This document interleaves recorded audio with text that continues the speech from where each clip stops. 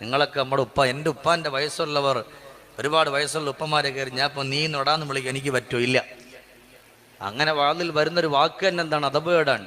അതുകൊണ്ട് പ്രിയപ്പെട്ട ഉപ്പമാരോട് പറയാൻ, നിങ്ങളൊക്കെ ദുആ ചെയ്യണം. ഈ കാലഘട്ടം മോശമാണ് വാപ്പമാരെ, മക്കൾക്ക് വേണ്ടി ദുആ ചെയ്യാം. റബ്ബേ എൻ്റെ പ്രിയപ്പെട്ട മക്കളെ നല്ല മക്കളാക്കി തരാൻ. അല്ലാതെ ഇങ്ങനെ ദുആ ചെയ്യരുത്, പടച്ചോനെ ഞാനന്ന് കിടന്നു പോയാൽ എന്നെ നോക്കുന്ന മകൻ എന്ന് ദുആ ചെയ്യരുത്. ആ ദുആ തെറ്റാണ്. ഞാനന്ന് കിടന്നാൽ എന്നെ നോക്കുന്ന മകൻ എന്ന് പറയുമ്പോൾ രണ്ട് കാര്യമായി. ഒന്ന്, വാപ്പ കിടക്കണമെന്നായി, പിന്നെ അങ്ങനത്തെ ഒരു മകനെ വേണമെന്നായി. അതുകൊണ്ട് അത് വേണ്ട. നമ്മുടെ എല്ലാ സന്ദർഭങ്ങളിലും നമ്മൾ നോക്കുന്ന മകൻ, അങ്ങനത്തെ മക്കളെ അള്ളാഹു നമുക്ക് നൽകി അനുഗ്രഹിക്കട്ടെ.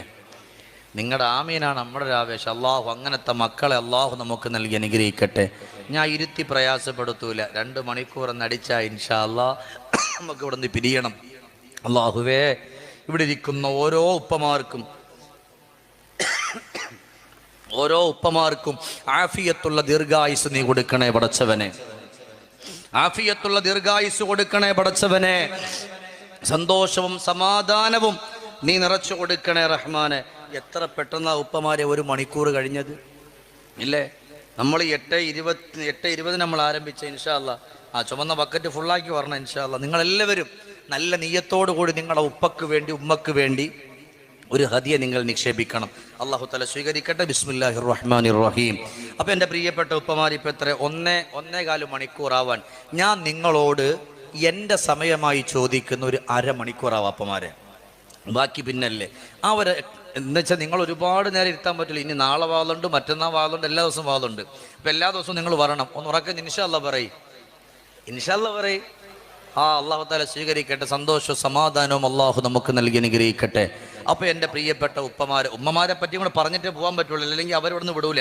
അതുകൊണ്ട് ഞാൻ ഓർമ്മപ്പെടുത്താൻ, നിങ്ങൾ ഉപ്പയാണ്, നിങ്ങൾ ദുആ ചെയ്യും നിങ്ങളുടെ മക്കൾക്ക് വേണ്ടി എല്ലാ വഖത്തിലും. റബ്ബനാ ഹബ് ലനാ മിൻ അസ്വാജിനാ വദുർരിയാതിനാ ഖുർറത അയുനിൻ വജഅൽനാ ലിൽ മുത്തഖീന ഇമാമ. ആ ദുആ എൻ്റെ ഉപ്പമാർ എപ്പോഴും ചൊല്ലണം. ഈ കാലഘട്ടത്തിൽ, വിശേഷ ഈ കാലഘട്ടത്തിൽ പ്രത്യേകിച്ച് നമ്മൾ ചൊല്ലണം. അള്ളാഹു നമ്മളെ സ്വീകരിക്കട്ടെ, അള്ളാഹു നമ്മളെ കബൂലാക്കട്ടെ. അതുകൊണ്ട് ഈ ഇരുത്തം മാഷാ അല്ലാഹ് നല്ല അതബോട് കൂടി ഇരിക്കുന്നുണ്ട്. വയസ്സായ ഉപ്പമാരുണ്ട്, എനിക്കറിയാം അവസ്ഥകൾ. കാരണം കുറേ നേരം ഇരിക്കാൻ പറ്റില്ല. ചില ഉപ്പമാർക്ക് പെട്ടെന്ന് ഇടയ്ക്ക് മൂത്രമൊഴിക്കാൻ പോകണമുണ്ടാവും. വല്ലാഹി ഞാൻ ഒന്നും പറയില്ല. നിങ്ങൾക്ക് ധൈര്യമായിട്ട് പോയിട്ട് വരാം, അല്ലാതെ ഇനിയിപ്പോൾ ഞാൻ വല്ലതും പറയുന്നു പറഞ്ഞിട്ട് നിങ്ങൾ ഇരിക്കരുത്. ഓരോരുത്തരുടെ ബുദ്ധിമുട്ടും കാര്യങ്ങളൊക്കെ നമുക്കറിയാവുന്നതാണ്. അള്ളാഹു ഈ മജ്‌ലിസിലിരിക്കുന്ന മുഴുവൻ ഉപ്പമാരെ നീ രക്ഷപ്പെടുത്തണേ പടച്ചോനെ. ഉമ്മമാരെ നീ രക്ഷപ്പെടുത്തണേ അല്ലാഹ്. എന്ത് രോഗമുണ്ട്